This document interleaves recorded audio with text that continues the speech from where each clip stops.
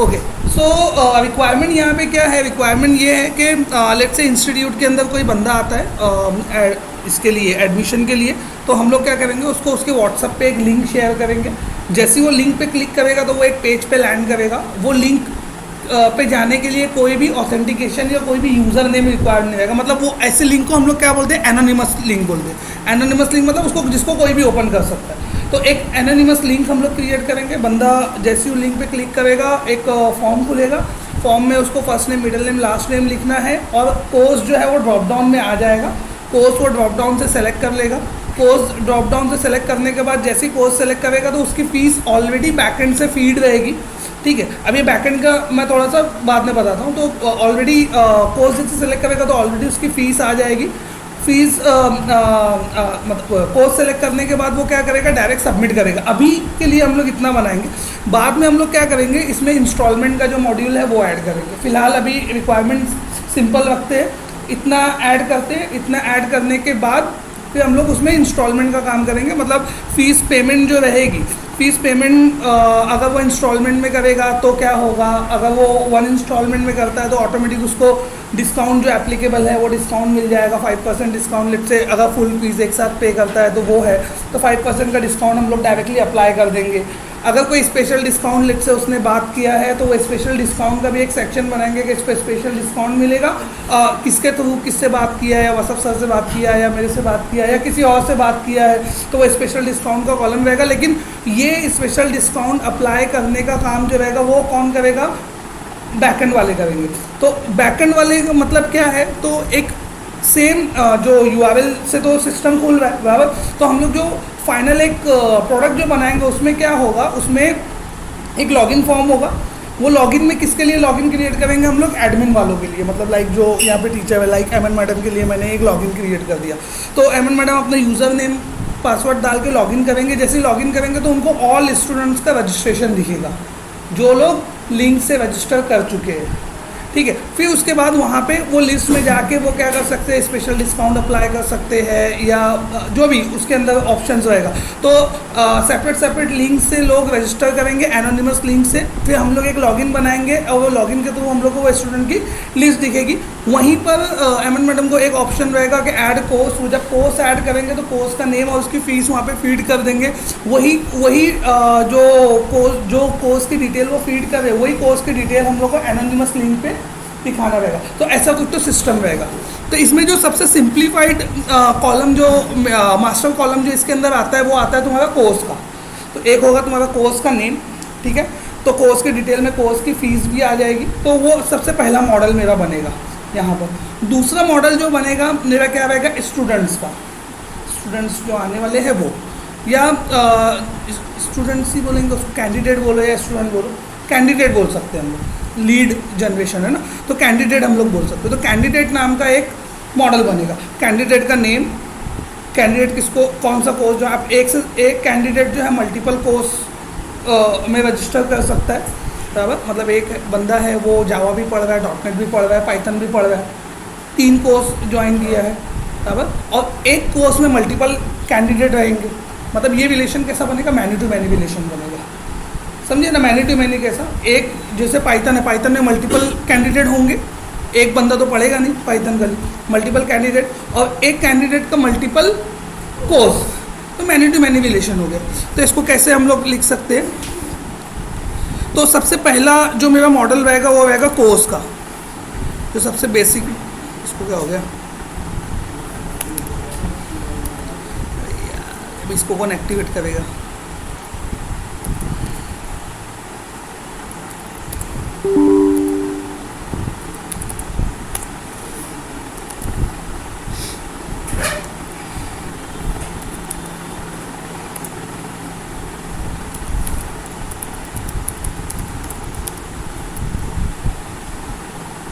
Download पे लगा देता हूँ, ये हमेशा लगने वाली चीज़ है।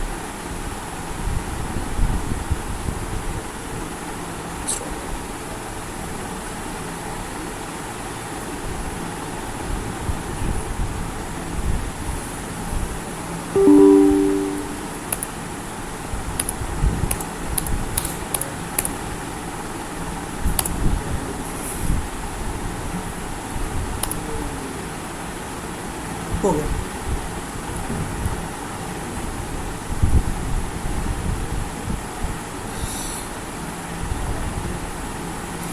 तो सबसे पहला मॉडल जो रहेगा मेरा कौन सा रहेगा, कोर्स का। तो कोर्स के अंदर मेरे को कौन कौन सी फील्ड लेना है वो मैं यहाँ पे लिखूँगा। तो कोर्स का एक आईडी होगा, ठीक है, कोर्स का अपना एक नेम होगा, वही कोर्स की फीस होगी, और ओके ड्यूरेशन,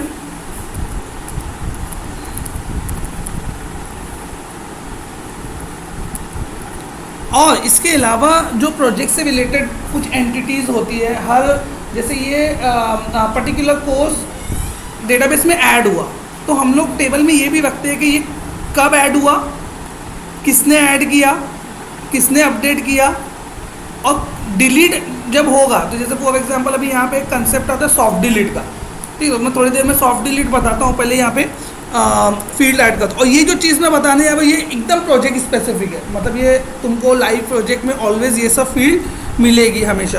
तो एक फील्ड होती है क्रिएटेड बाय, क्रिएटेड ऑन, कब क्रिएट हुआ, किसने क्रिएट किया, ठीक है, अपडेटेड बाय,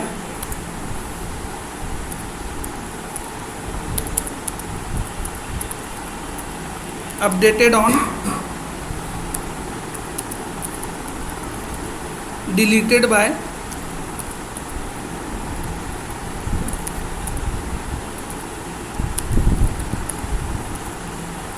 डिलीटेड ऑन, ये फील्ड होती है। तो ये फील्ड का क्या फंडा है, ये फील्ड यूज होती है एक्चुअल में ऑडिट के लिए कि किसने क्रिएट किया, कब क्रिएट किया, क्या जो है। अब देखो अगर मैं डेटाबेस से रिकॉर्ड को डिलीट कर दूं, लेट्स से यूज़र ने क्या किया, डिलीट बटन पे क्लिक किया, बाय मिस्टेक उससे डिलीट हो गया, अब वो तुमको फ़ोन कर रहा है डेवलपर को, या हम लोग जो भी अपन प्रोडक्ट ओनर है तो अपने को फ़ोन कर रहा, बोलता है वो गलती से डिलीट हो गया, अभी वो डेटा अपने को चाहिए, तो तुम बोलोगे भाई डिलीट हो गया, आप थोड़ी डेटाबेस में रहेगा। तो हम लोग क्या करते हैं, यहाँ पे एक कंसेप्ट है सॉफ्ट डिलीट का। सॉफ्ट डिलीट के कंसेप्ट में क्या होता है, जैसे फॉर एग्जांपल ये मेरा रिकॉर्ड है, तो लेट्स से ये मेरा रिकॉर्ड हो गया A10 B20, जैसे डेटाबेस के रिकॉर्ड है। अब मेरे को ये रिकॉर्ड डिलीट करना है, तो एक तो तरीका ये है कि मैं डायरेक्ट डिलीट कमांड चला दूँ, जैसा मैंने लास्ट टाइम बताया था, डिलीट फ्रॉम टेबल नेम लिख के मैं डिलीट मारूंगा, डेटाबेस में से डिलीट हो जाएगा, वो एक डिलीट वो होता है। और एक डिलीट क्या होता है, यहाँ पे एक और कॉलम होता है इज एक्टिव करके, तो इज एक्टिव यहाँ पे ट्रू, B20 इज एक्टिव, तो इज एक्टिव कॉलम हम लोग क्या करते हैं, सॉफ्ट डिलीट के लिए यूज़ करते हैं। तो सॉफ्ट डिलीट का फंडा क्या है, जब बंदा डिलीट पे क्लिक करेगा ना, तो डिलीट करने की जगह हम लोग क्या करते हैं कि वो जो पर्टिकुलर रिकॉर्ड को का एक्टिव फॉल्स कर देते हैं, मतलब उसको रखते हैं यहाँ पे और इसको फॉल्स सेट करते हैं। और हमेशा जब भी यूआई में रिकॉर्ड दिखाते हैं तो कंडीशन में क्या लिखते हैं, वही रिकॉर्ड दिखाना जो ट्रू है, वही रिकॉर्ड दिखाना जो ट्रू है। तो अब यूज़र क्या करता है, जैसे डिलीट बटन पे क्लिक करता है तो डिलीट की जगह हम लोग एक्चुअल में चलाते हैं एडिट, मतलब अपडेट। डिलीट की जगह हम लोग क्या चलाते हैं, अपडेट। और क्या अपडेट करते हैं डिलीट पे, उसका इज एक्टिव का फ्लैग, फ्लैग किसको बोलते हैं हम लोग, जो ट्रू फॉल्स वैल्यू है उसको हम लोग फ्लैग बोलते हैं। तो उसका इज एक्टिव का फ्लैग को हम लोग कर देते हैं फॉल्स। तो जब हम लोग उसको फॉल्स कर देते हैं तो और यूआई पे क्या कोड करके रखते हैं हम लोग, वही रिकॉर्ड यूआई में दिखाएगा जिसका इज एक्टिव ट्रू है। तो यूआई पे से दिखना बंद हो जाता है वो, जब यूआई पे से दिखना बंद हो जाता है तो यूज़र को लगता है हो गया डिलीट। मेरी बात समझी, सब आंखों का धोखा है। तो वो सॉफ्ट डिलीट, इसको हम लोग क्या बोलते हैं, एक्चुअली ये कंसेप्ट को हम लोग बोलते हैं सॉफ्ट डिलीट का फंडा। मेरी बात समझ में आई, मैं क्या बोला, जिसको नहीं समझ में आई वो ऐसा समझ सकता है।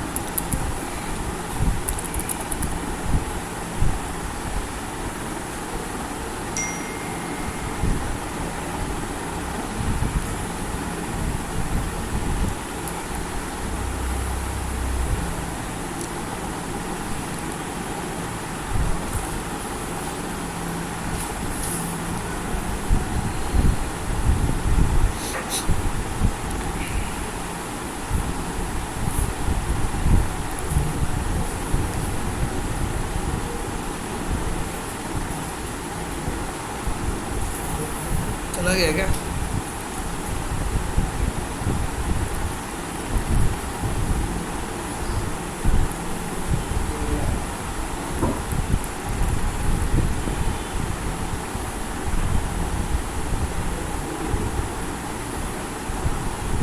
एक डेटाबेस यहाँ पे बना लेता हूँ मैं, new database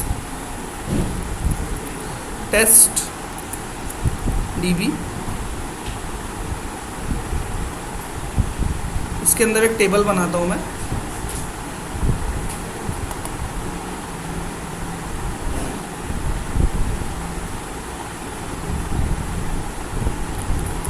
ID,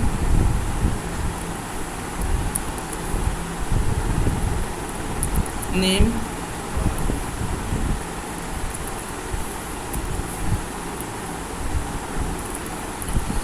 is active, ऐसा एक कॉलम होगा और उसका डेटा टाइप होगा बिट। बिट जो अपना सी शार्प में अपना जो बूलियन है यहाँ पे वो रहता है bit.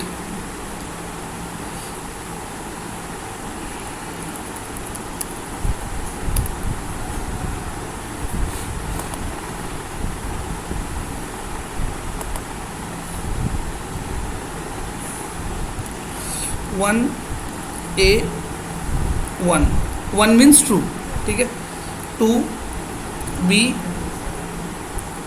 True, three C, four D. ये मेरा डेटाबेस है। अब मैं यहाँ पे क्या कर रहा हूँ, ये पर्टिकुलर टेबल पे क्वेरी मार रहा हूँ, तो मैं लिखा select asterisk from table name, table name है एम्प्लॉय। क्वेरी मारने का मतलब मेरे को रिकॉर्ड चेक करना है, ठीक है। तो ये इससे क्या आ गया, ऑल रिकॉर्ड आ गया। अब मैं क्या बोलता हूँ, मेरे को वही रिकॉर्ड दिखाना जो एक्टिव है, तो मैं यहाँ पे क्या लिखूँगा, कंडीशन हम लोग कैसे लिखते हैं, वेयर, वेयर लिखना है, तुमको कॉलम का नाम लिखना है, इक्वल्स लगाना है, वो कॉलम की जो एक्सपेक्टेड वैल्यू है वो लिखना है। तो where is active is equal to 1, तो जो एक्टिव है वही रिकॉर्ड आएगा। अब यहाँ पे क्या करना है, लेट्स से मैं सॉफ्ट डिलीट का फंडा रखा हूँ, तो मेरे को जो सी है उसको डिलीट करना है, तो इंस्टेड ऑफ ये रिकॉर्ड को डिलीट करने के इसको मैं क्या कर दूंगा, फॉल्स कर दूंगा। तो इसको मैंने कर दिया फॉल्स। और अब ये क्वेरी रन होगी तो क्या होगा, ये आएगा, तो यूज़र को क्या दिखेगा कि वो डिलीट हो गया। तो हम लोग यूआई में जब भी रिकॉर्ड निकालेंगे तो इज एक्टिव ट्रू मार के निकालेंगे। तो हम लोग अपना आर्किटेक्चर ही ऐसा बनाएंगे कि जब भी हम लोग ऑल रिकॉर्ड गेट करेंगे तो वो ऑल नहीं होगा, वो हमेशा इज एक्टिव ट्रू वाला मतलब एक्टिव रिकॉर्ड्स ही लेके आएगा। और जब भी हम लोग डिलीट मारेंगे तो हम लोग एक्चुअल में डिलीट कमांड नहीं, मतलब एंटिटी फ्रेमवर्क का रिमूव रन नहीं करेंगे, हम लोग एंटिटी फ्रेमवर्क का एडिट स्टेट मॉडिफाइड करके एक फंडा होता है वो रन करेंगे। अपना वर्ड हुआ है ना, हाँ, तो स्टेट मॉडिफाइड जो है ना वो रन करेंगे। बात समझ में आई क्या बोला मैं? तो ये दो चीज़ हम लोग को यहाँ पे करना रहेगा। तो अब आ जाते हैं हम लोग बैक टू टॉपिक यहाँ पर। तो फॉर एग्जांपल ये कोर्स किसने क्रिएट किया, ठीक है, वो इधर आएगा। कब क्रिएट किया वो इधर आएगा।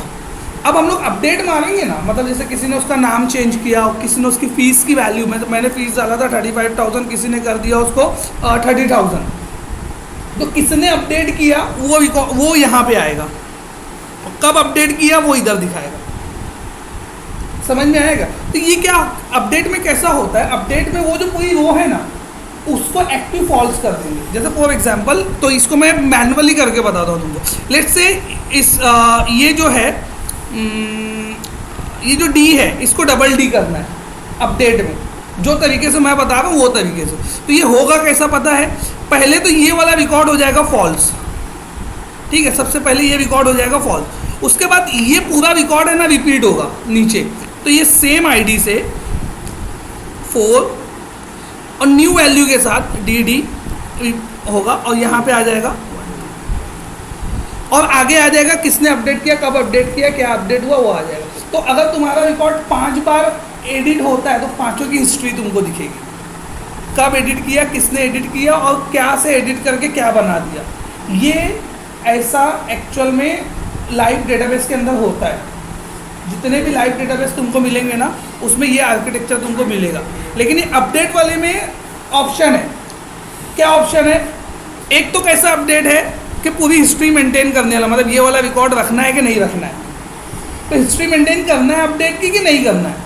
तो बहुत सारे लोग हिस्ट्री मेंटेन नहीं करते हैं बिकॉज ऑफ प्राइमरी की का इशू आता है। जैसे अब ये 4 अगर ये प्राइमरी की है, अब प्राइमरी की क्या होता है, ऐसा कॉलम वो कॉलम में वैल्यू रिपीट नहीं हो सकती, मतलब 1 आ गया तो 1 नहीं आएगा, जैसे ये 1 आ गया तो वापस यहाँ पे पूरे कॉलम में 1 नहीं आएगा। ठीक है, तो प्राइमरी की इंटरव्यू में क्वेश्चन करते हैं व्हाट इज प्राइमरी की। तो प्राइमरी की का फंडा क्या है, डेटाबेस का ऐसा कॉलम जिसकी वैल्यू रिपीट नहीं हो सकती और जिसकी वैल्यू नल भी नहीं हो सकती। ये दो चीज़ प्राइमरी की के लिए इंपॉर्टेंट है। अब एक की होते क्या है, की का यूज़ हम लोग क्यों करते हैं, तो की एक्चुअल में है कंस्ट्रेंट्स। कंस्ट्रेंट्स का मतलब क्या होता है, कंस्ट्रेंट्स क्या बोला, चेक करना। हाँ, कंस्ट्रेंट जो है वो प्रिवेंट करता है इनवैलिड डेटा एंट्री। एकदम सिंपल चीज होते ना यार, तेरा बहुत कंस्ट्रेंट है, जब भी फोन करो यहाँ वहाँ नहीं आ रहा, बहुत कंस्ट्रेंट, बहुत रुकावट है, जब भी बोले नहीं मिलता है, तो वो जो वो वर्ड वो कंस्ट्रेंट यूज करते हैं ना, तो यहाँ पे भी वो वर्ड की मीनिंग वही है, डेटाबेस में रुकावट। क्या क्या क्या रोकेगा वो, इनवैलिड डेटा एंट्री रोकेगा कंस्ट्रेंट। अब वो कोई भी कंस्ट्रेंट है, प्राइमरी की कंस्ट्रेंट क्या रोकेगा, डुप्लीकेट आने नहीं देगा और नल आने नहीं देगा। यूनिक की क्या रोकेगा, यूनिक की डुप्लीकेट आने नहीं देगा लेकिन नल वैल्यू आने देगा। तो एक इंटरव्यू में एक क्वेश्चन का डिफरेंस बिटवीन प्राइमरी की और यूनिक की क्या है, प्राइमरी की भी यूनिक है और यूनिक की भी यूनिक है, तो डिफरेंस क्या है, डिफरेंस है नल का। प्राइमरी की नल वैल्यू नहीं आने देगा और यूनिक की नल वैल्यू आने देगा। अब नेक्स्ट जस्ट इसके बाद नेक्स्ट क्वेश्चन करेंगे, how many null values unique key suppose. कौन कौन फेस किया है, तुम्हारे को बता दूं फेस किया, और कौन कौन फेस किया है। ये क्वेश्चन तुमको कॉन्सेक्यूटिव मिलेंगे, जो मैं तुमको बोला ना व्हाट इज कंस्ट्रेंट, तुम बताओगे कंस्ट्रेंट ये होता है। कंस्ट्रेंट क्या है, constraint prevents invalid data entry in A database. फिर बोलेगा तुमको कितने कंस्ट्रेंट पता है, तो अपने को प्राइमरी की, फॉरेन की, यूनिक की यही कंस्ट्रेंट पता है।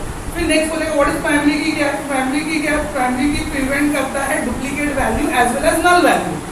यूनिक की क्या है, यूनिक की जो है डुप्लीकेट वैल्यू को प्रिवेंट करता है लेकिन नल वैल्यू सपोर्ट करता है, नल वैल्यू ऐड करने देगा। Next question, how many null value unique की support, only one, only one. क्यों, ये क्वेश्चन ना वो रिपीट नहीं कर सकता। एग्जैक्टली, वो रिपीट नहीं कर सकता। क्यों, नल वैल्यू सपोर्ट करेगा। तुमने एक नल डाल दिया, अब दोबारा नल कैसे डालो, नल भी तो यूनिक है। मेरी बात समझी मैं क्या बोला, वो भी तो यूनिकनेस, उधर भी तो यूनिकनेस देखेगा ना वो, तो एक नल वैल्यू सपोर्ट करेगा। तो ये ना ये एडजेसेंट डेटाबेस के क्वेश्चंस मतलब ये सब पूछेंगे तुमको कि प्राइमरी की क्या है, फॉरेन की क्या है। फॉरेन की का मैं अभी नहीं लेके आ रहा हूँ, तो जैसे जैसे प्रोजेक्ट में जरूरत पड़ती जाएगी ना वो चीज़ें बताते चले जाऊँगा। तो प्राइमरी की समझ गया। तो ये जो मैं बोलूँ ना हिस्ट्री मेंटेन करने का, यहाँ पे देखो प्राइमरी की का वायलेशन हो रहा है, 4 रिपीट हो गया, तो इसको कैसे सही करेंगे, कोई सॉल्यूशन, इसको कैसे सही करेंगे।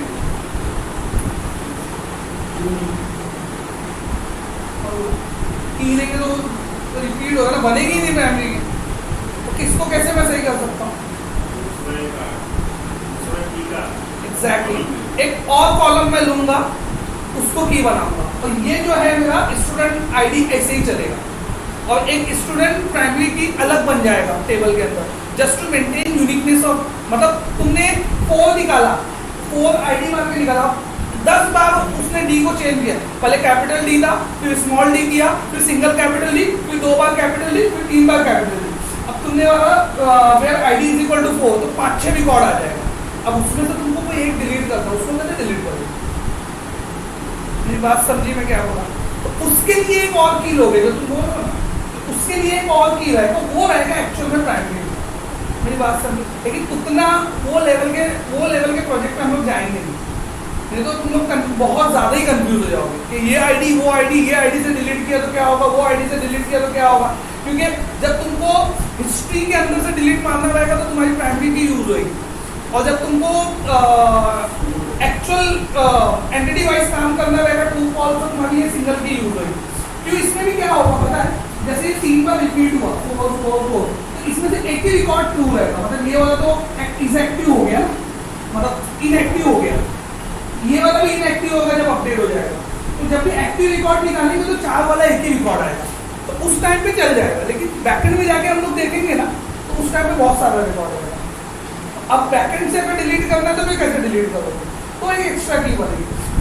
एंटिटी फ्रेमवर्क की के लिए वो होता है ना, वो बोलता है प्राइमरी की जब तक नहीं बताओगे तो मॉडल ही नहीं क्रिएट करते। कौन कौन सी एरर फेस किया है, कौन कौन सी एरर फेस किया है?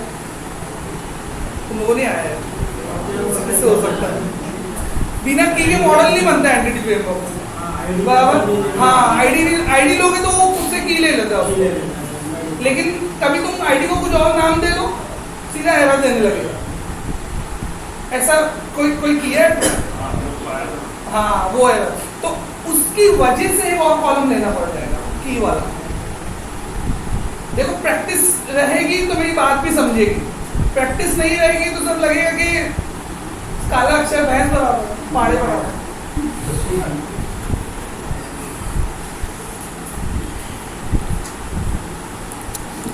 तो अब मेरे को ये पता करना है कि किसने क्रिएट किया, किसने कब क्रिएट किया, किसने अपडेट किया, कब अपडेट किया, और अगर डिलीट मार दिया तो किसने डिलीट किया, कब डिलीट किया, और इज एक्टिव फॉल्स हो जाएगा। तो यहाँ पे एक और कॉलम आ जाता है। क्लियर है ये? इसमें बहुत सारी चीज़ जो है प्रोजेक्ट रिलेटेड क्लियर हो जाएगी। तुम कोई भी लाइव प्रोजेक्ट में लगोगे, कंपनी में लगोगे, तो उस टाइम पे तुमको ये चीज़ आने ही वाली है सामने, ठीक है। अब मैं कोई दूसरी एंटिटी लूँगा, लाइक अब मैं लिया कैंडिडेट, ठीक है।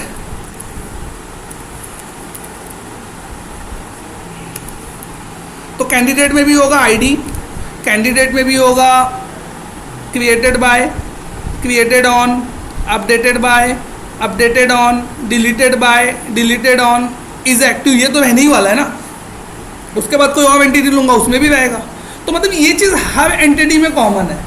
तो instead of writing this property in each class, मैं यहाँ पे इनहेरिटेंस यूज़ कर सकता हूँ, बराबर। ये चीज़ हम लोग देखे भी थे। तो अब ये जो कॉमन प्रॉपर्टी है ना, इसको उठा के एक और मॉडल में डालेंगे हम लोग।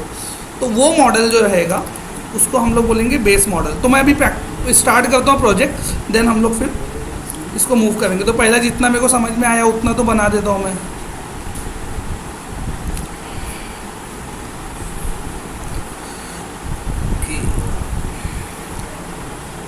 प्रोजेक्ट का नेम हम लोग लेंगे ऑनलाइन एडमिशन, मतलब सॉल्यूशन का नेम। उसके अंदर अलग अलग प्रोजेक्ट क्रिएट करेंगे।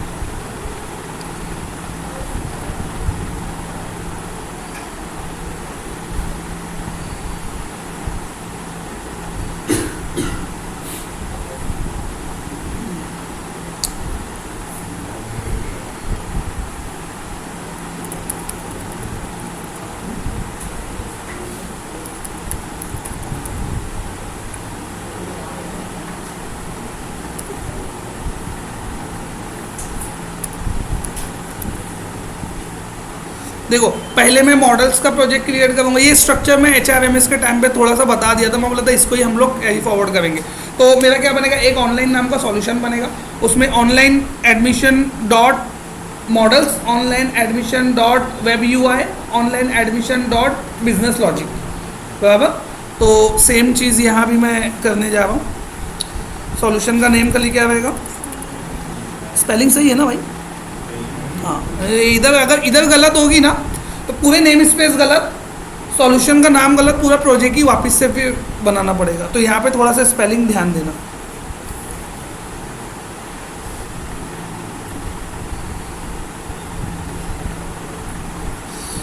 हाँ, अरे सॉरी, ये मेरा मॉडल्स है। तो मॉडल्स को मैं हमेशा क्या बोला था, क्लास लाइब्रेरी में लेना है, और मैं ले लिया हूँ MVC। तो अब इसको बना देते हैं वेब UI, क्योंकि वेब UI वाला अपना जो प्रोजेक्ट रहेगा वो MVC का रहेगा। तो इसको वेब UI कर देते हैं।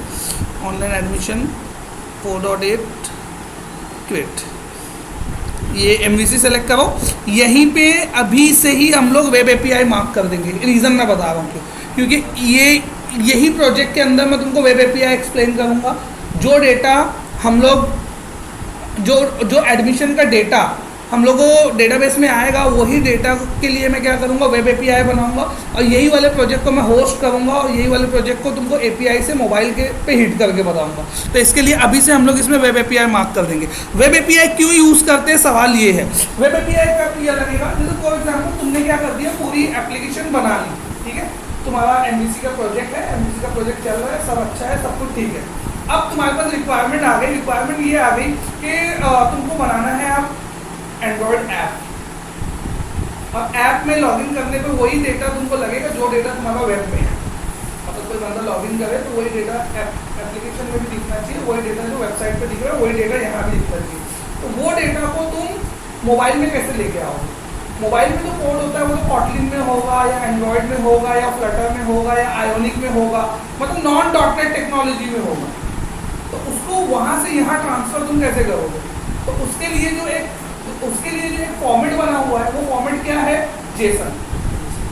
मतलब एक ऐसा फॉर्मेट जो डॉटनेट में भी चले, एक ऐसा फॉर्मेट जो एंड्रॉयड में भी चले, एक ऐसा फॉर्मेट जो PHP में चले, एक ऐसा फॉर्मेट जो पाइथन में चले, एक ऐसा फॉर्मेट जो जावास्क्रिप्ट में चले।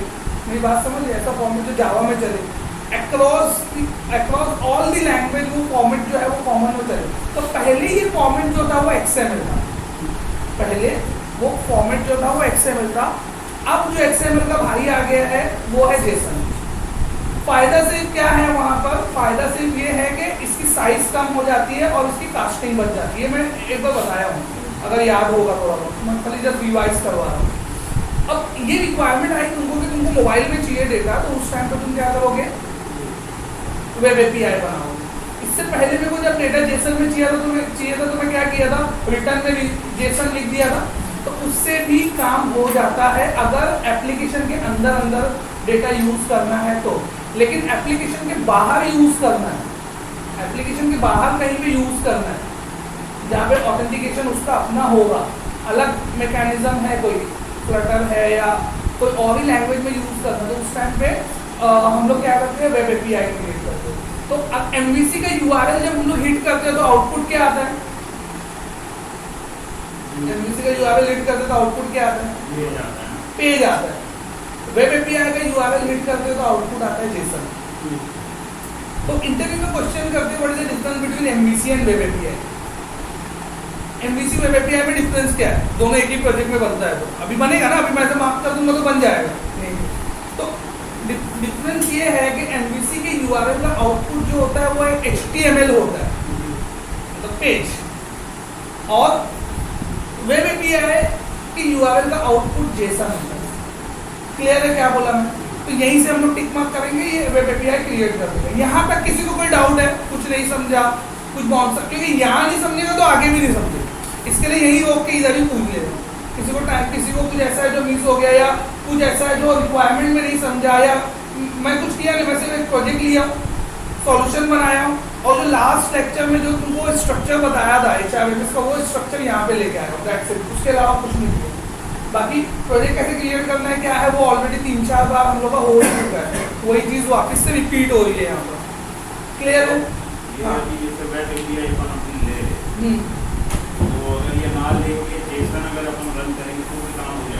काम तुम्हारा हो जाएगा अगर तुमको तुम्हारी ही एप्लीकेशन में जेसन का ही लग रहा है। मतलब जैसे तुम्हारी एप्लीकेशन में कोई पेज पे जावास्क्रिप्ट लिख रहे हो तुम, और वहीं से तुमको कॉल करके जावास्क्रिप्ट को जेसन लग रहा है तो चल जाएगा।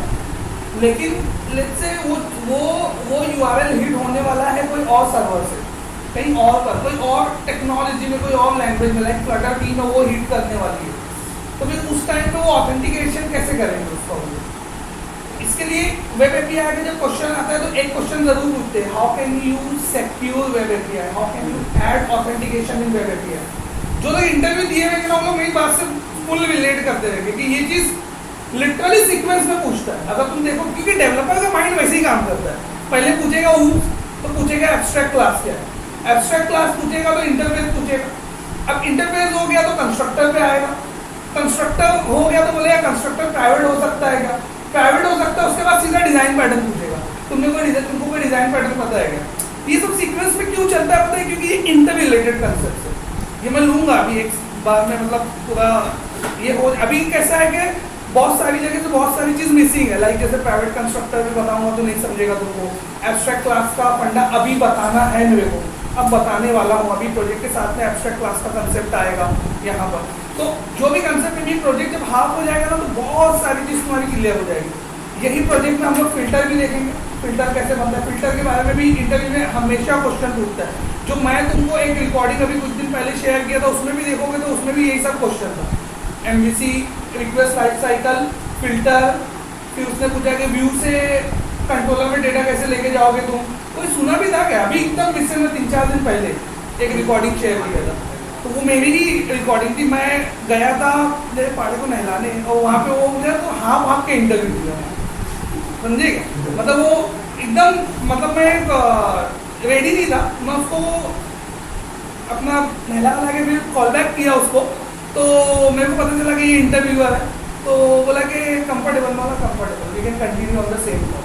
तो अगर तुम कोई गौर से हेडफोन लगा के सुनोगे ना तो हाँप लगाऊंगा थोड़ा, क्योंकि मेरे को ना निकलना था वहाँ से और आजू बाजू में ना बहुत चिल्लाहट थी उधर। तो मैं एकदम अच्छे से गया और उसमें मैं सॉलिड पूछा था उसने, कोई सुना तो सॉलिड के बारे में?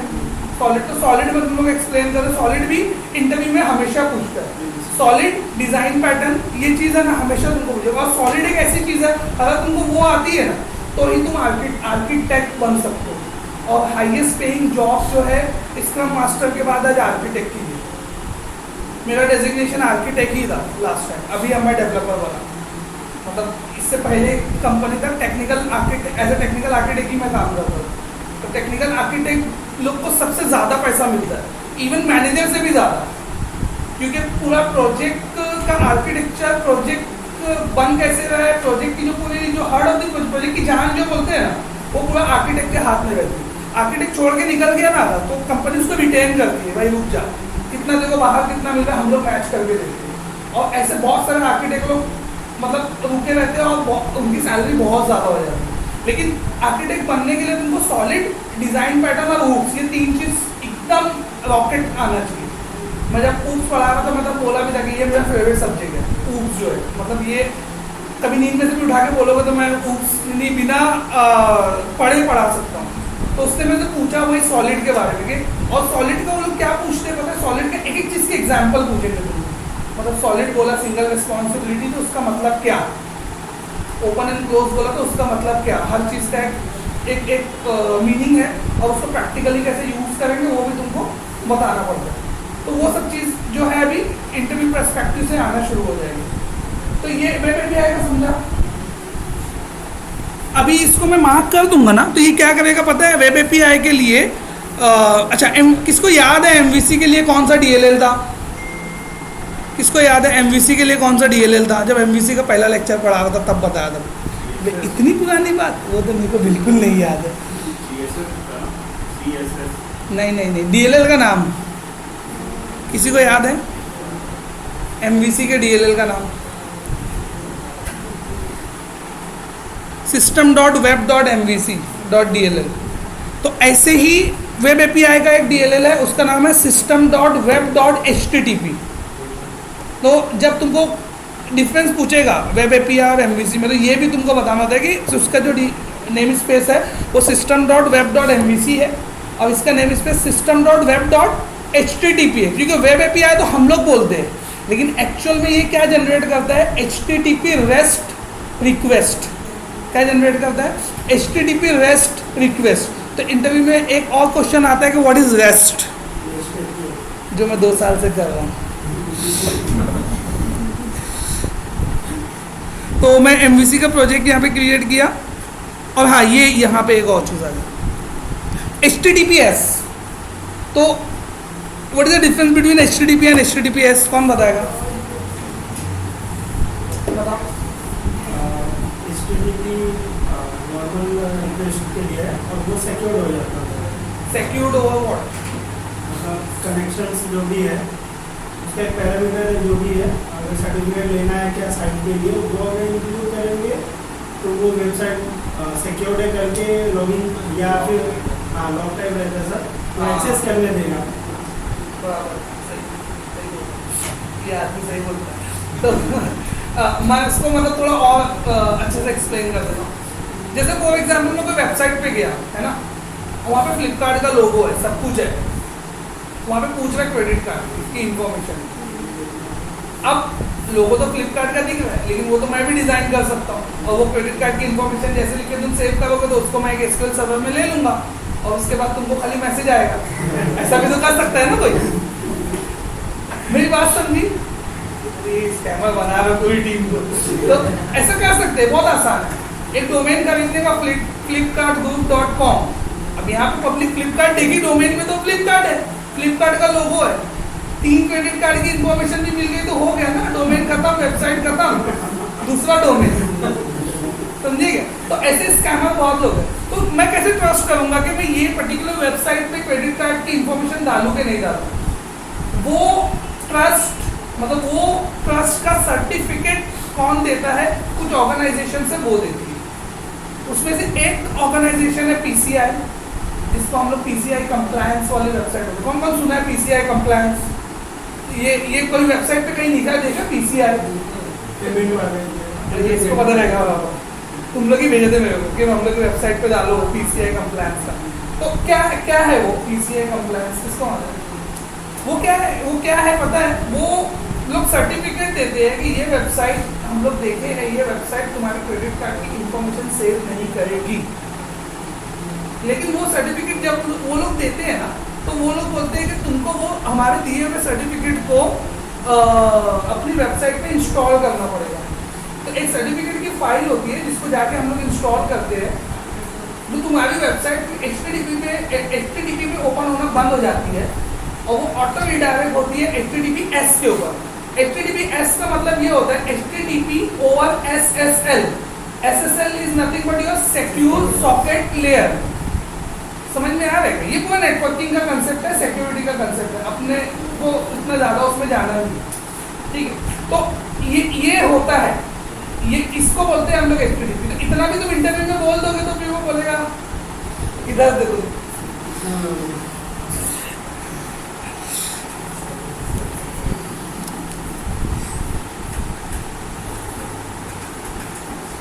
फिर वो बोलेगा अरे सैलरी कितनी लोगे? ओके, तो मेरा प्रोजेक्ट क्रिएट हो गया। तो ये मेरा MVC का प्रोजेक्ट है। अब इसमें वेब API है, कैसे मालूम पड़ेगा? तो यहाँ पे जाने का दिख रहा है वेब API कॉन्फ़िग। पहली चीज़ यहाँ दिखती है मेरे को, दूसरी चीज़ यहाँ दिखती है। आगे है वो, अच्छा इसमें बना नहीं है, ठीक है। एक कंट्रोलर भी बनता है API का, लेकिन फ़िलहाल शायद नहीं बना है, क्या मालूम क्या। तो ये API इंस्टॉल हो गया। दूसरी चीज़ तुमको इधर पे भी दिखेगी, system.web.http डोमेन दिख रहा है।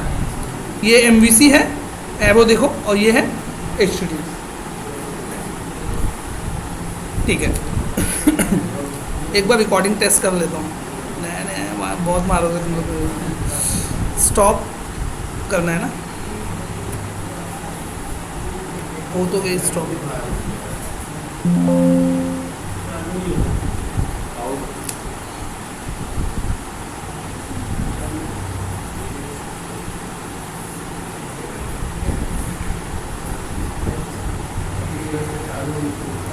मेरे को मालूम भी नहीं कहाँ सेव होती है। स्टॉप पे क्लिक किया मैं।